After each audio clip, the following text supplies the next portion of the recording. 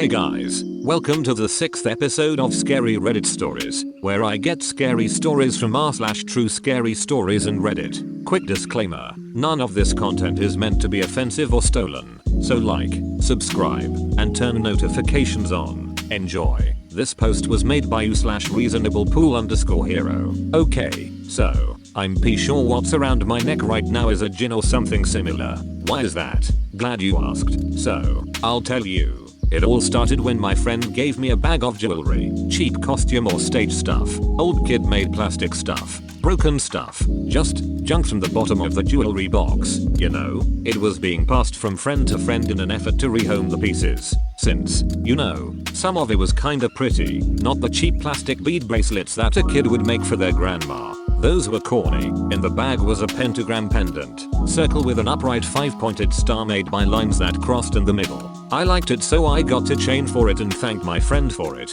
but she told me there was no pentagram pendant when she looked through the bag, or she would have kept it. I believe it since we are both pagan, and if she says she'd have kept it, she would have kept it. So somehow between her looking and me finding, someone or something made this pentacle enter the bag. Then weird things started happening. Strange smells, sounds, dreams, whenever I'd rub the pendant and wish things would happen, etc. By far some of the strangest things were catching it levitating off my neck and zipping along the chain, rubbing and making a sound like a zipper, back and forth. And then when I opened my eyes it dropped to my chest. It would also unhitch itself and slither gently down my body, even when I was 100% sure it was secure. It's also warm to the touch even if I wasn't wearing it. It's calmed down in recent years, so I'm not sure if I'm supposed to feed it or something.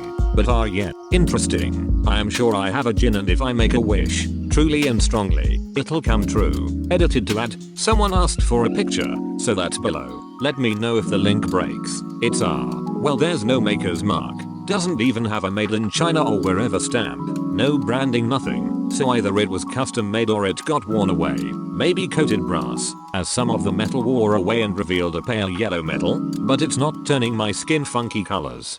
Also the loop on it snapped, so I had to bend the pieces of the loop back together. That's why it looks weird. This post was made by u/LucaLucas1245. One night, I remember this clearly, I woke up in the middle of the night feeling watched. At the time I was 5. I remember I was scared. I was thinking about looking at the door, but before my eyes could reach the door, I saw these two kids that looked about the same age as me. 5. I could remember so good I could close my eyes and tell you every single inch of them. There was one girl and one boy. The girl had a red dress on, with her hair up in a braid. The braid reached her waist. The boy had some sort of ruffled paints that did not reach fully down. They stopped at his ankles. He was wearing a blue shirt and an old-fashioned hat. But the weird thing was both the girl's and boy's skin was pale and the eyes were not a normal color. It looked light gray. I hesitated to go downstairs, but I had a gut feeling to. I slid down the stairs on my behind. I told my mom like a normal 5-year-old. Yet she did not believe me. A few years later I found out her mother had 4 babies.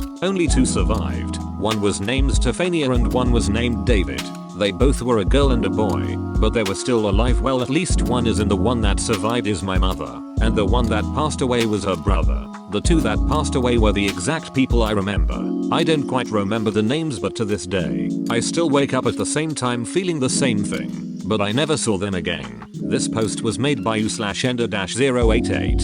I realized I had a small scary story, a life experience I thought back to now, and it made me realize I was very lucky. Now for a little context, around that time was roughly Halloween, and when I went to my grandparents they had sweets and stuff for me to have a nibble on if I was good, and jelly snakes were a favorite of mine. Except my grandparents got this home brand version which had blue jelly snakes in them. I thought they were pretty cool, but I didn't exactly like them and I actively tried to avoid them whenever they were offered. I barely remember it now, but I might have been 4-5 years old at the least. I was walking down the street. Where I lived was a pretty normal neighborhood, not rich or poor, just a nice solid medium.